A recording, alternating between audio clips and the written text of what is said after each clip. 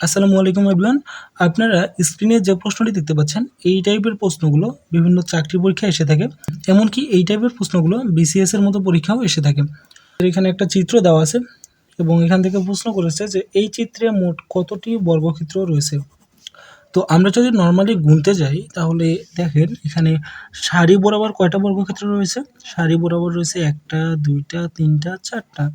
এবং কলাম বরাবর যদি আমরা গুনতে যাই তাহলে কলাম বরাবর কয়টা রয়েছে? ১টা, ২টা, ৩টা, ৪টা। তাহলে টোটাল বর্গক্ষেত্র কতগুলো হচ্ছে? টোটাল বর্গক্ষেত্র হচ্ছে ৪ × ৪ 16, অর্থাৎ ১৬টি বর্গক্ষেত্র রয়েছে। আমরা আপাতত ১৬টি বর্গক্ষেত্র দেখতে পাচ্ছি, কিন্তু এর বাইরেও বর্গক্ষেত্র রয়েছে। দেখেন, আমরা যদি এই অংশটুকুকে কল্পনা করি, এই অংশটুকু হচ্ছে একটা বর্গক্ষেত্র। আবার আমরা যদি এই দিকের এই অংশটুকু কল্পনা করি, এই অংশটুকু একটা বর্গক্ষেত্র। তো এভাবে যদি আমরা পরীক্ষার হলে গুনতে যাই তাহলে আমাদের পরীক্ষার হলে প্যাচ লেগে যাবে এবং আমাদের ভুল করার একটা চান্স থাকবে। তো চলুন এই প্রশ্নটা আমরা ট্রিক্সের মাধ্যমে সলভ করব। তো প্রথমেই আমাদের এই ছোট বর্গক্ষেত্রগুলো নাম্বারিং করতে হবে। তো আমরা যখন নাম্বারিং করব তখন আমরা সারি বরাবর নাম্বারিং করব এবং এদিকে কলাম বরাবর নাম্বারিং করব। তো আমরা বাম থেকে ডানে নাম্বারিং করে যাব। তাহলে এটা হচ্ছে আমাদের ১ নম্বর বর্গক্ষেত্র, এরপরে হচ্ছে এটা ২ নাম্বার, এরপরে হচ্ছে এটা ৩ নাম্বার, এরপরে এটা হলো ৪ নম্বর। এবার আমরা যখন কলাম বরাবর নাম্বারিং করব তখন আমরা উপর থেকে নিচে আসব। তাহলে এটা ১ নাম্বার, এটা হচ্ছে ২ নাম্বার, এটা হচ্ছে ৩ নাম্বার, এটা হলো ৪ নাম্বার। আচ্ছা, এবার আমরা একটু নিচ থেকে হিসেব করব। আমরা এই নিচ থেকে উপরে হিসেব করে যাব এবং এদিকে ডান থেকে বামে হিসেব করে আসব। তাহলে আমরা নিচ থেকে যখন উপরের দিকে যাব তাহলে আমার এই শেষের দিক থেকে প্রথম সংখ্যা হচ্ছে 4, আর এখানে ডান দিক থেকে প্রথম সংখ্যা হচ্ছে 4। তো আমরা এই 4 এর সাথে এই 4 গুণ করে দেব। তাহলে এখানে আমরা পাচ্ছি 16। এরপরে আমাদের দ্বিতীয় সংখ্যা কত? দেখেন, এইদিকে নিচের দিক থেকে দ্বিতীয় সংখ্যা হচ্ছে 3, আবার এইদিকে দ্বিতীয় সংখ্যা হচ্ছে 3। তো আমরা এখানে 3 এর সাথে 3 গুণ করে দেব। তাহলে এখানে পাচ্ছি আমরা 9।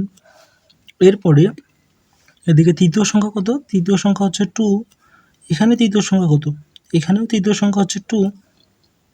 তাহলে আমরা এই 2 এর সাথে এই 2 গুণ করে দেব। তাহলে আমরা পাচ্ছি 4। এরপরে দেখুন, এখানে সর্বশেষ সংখ্যাটি হচ্ছে 1, এখানেও সর্বশেষ সংখ্যাটি হচ্ছে 1। তো আমরা এই 1 এর সাথে এই 1 গুণ করে দেব। তাহলে এখানে পাচ্ছি 1। এবার আমরা এই সবগুলোকে যোগ করে দেব। দেখুন, আমরা যদি এই সবগুলোকে যোগ করি তাহলে আমরা এখানে আনসার পাবো 30। দেখুন, আমাদের ডি নাম্বার অপশনে 30 রয়েছে, তাহলে আমাদের সঠিক অ্যান্সার হচ্ছে 30। আচ্ছা, এবার যদি এমন হয় যে এদিকে সারি বরাবর 4টা ঘর না থেকে 5টা ঘর রয়েছে এবং কলাম বরাবর 4টা ঘরই রয়েছে, তাহলে আমরা কিভাবে হিসেব করব? দেখুন, এখানে আমরা আরেকটা চিত্র দেখতে পাচ্ছি। এই চিত্রে সারি বরাবর রয়েছে 5টা ঘর এবং কলাম বরাবর রয়েছে 4টা ঘর। তাহলে আমরা এটাকেও সলভ করার জন্য প্রথমে বর্গক্ষেত্রগুলোর নাম্বারিং করব, এরপরে আমরা বাকি হিসেব করব। তো আমরা যদি নাম্বারিং করা শুরু করি, সারি বরাবর যদি নাম্বারিং করি তাহলে এটা হচ্ছে 1, এটা হচ্ছে 2, এরপরেরটা হলো 3, এরপরে হলো 5। আচ্ছা, যদি আমরা কলাম বরাবর নাম্বারিংটা করি, দেখুন এখানে প্রথমটা হচ্ছে 1, এরপরেরটা হচ্ছে 2, এরপরে হলো 3, এরপরে হলো 4। এবার আমরা ঠিক আগেরটার মতো নিচের দিক থেকে হিসেব করব। আমরা নিচের দিক থেকে হিসেব করে উপরে যাব। আবার সারি বরাবর আমরা ডান দিক থেকে হিসেব করে বাম দিকে যাব। তাহলে এখানে আমাদের সর্বপ্রথম সংখ্যাটা কত? সর্বপ্রথম সংখ্যা হচ্ছে 4। আচ্ছা, এখানে আমাদের সর্বপ্রথম সংখ্যাটা কত? সর্বপ্রথমে যে সংখ্যাটি রয়েছে সেটা হচ্ছে 5। তাহলে আমরা এই 4 এর সাথে এই 5 গুণ করে দেব। তাহলে আমরা এখানে 4 আর 5 গুণ করে পাচ্ছি 20। এরপরে এখানে দ্বিতীয় সংখ্যা হচ্ছে 3, এখানে দ্বিতীয় সংখ্যা হচ্ছে 4। তাহলে আমরা 3 আর 4 যখন গুণ করব, 3 আর 4 গুণ করলে পাবো 12।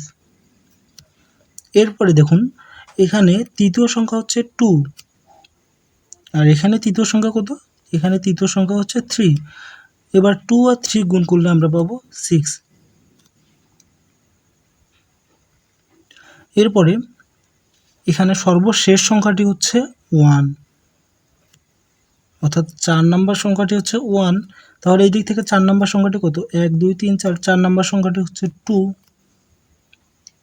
তাহলে আমরা এই 1 এর সাথে এই 2 কে গুণ করে দেব, তাহলে পাচ্ছি এখানে 2।